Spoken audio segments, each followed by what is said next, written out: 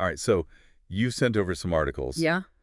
of John Kelly, Hmm. Trump's former chief of staff, and I gotta say, some pretty serious criticisms of the former president in these, huh? Yeah, pretty scathing. We're going to try to unpack all that today. We're diving into Kelly's accusations, the responses or lack thereof, and, well, what it all might mean as we inch closer and closer to this election. Buckle up.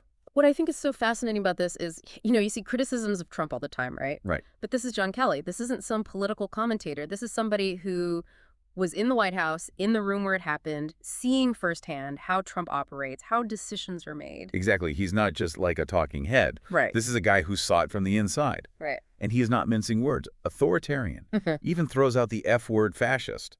Points to Trump's, his admiration for strongman leaders around the world. There was those really concerning things about Hitler, allegedly. And then even suggesting Trump considered using the military against, like, American citizens. Yeah. Yeah, and I think that's what makes these accusations so explosive. It's not just the words themselves, but the level of detail Kelly provides. Like, he's drawing on specific events, conversations he witnessed.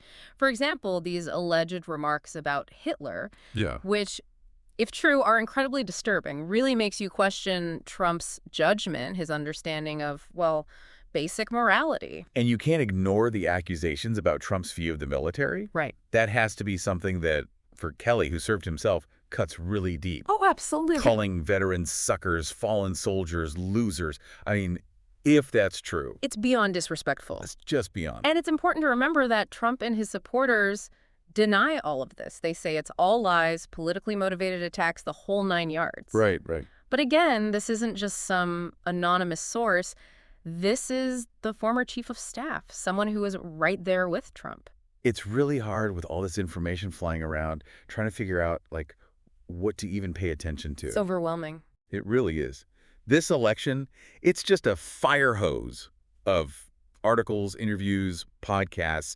Everyone's got an opinion, a take. And we always talk about loving a good podcast, but even finding the right ones, the ones that are actually insightful, it can feel impossible. Totally. Yeah. And that's where I think tools like podcastworld.io can be so helpful. Have you checked it out? I have. It's like having a superpower. Seriously, imagine an AI that can search through, like, every podcast ever Millions of hours of audio. and find the exact moments, the specific insights you're looking for.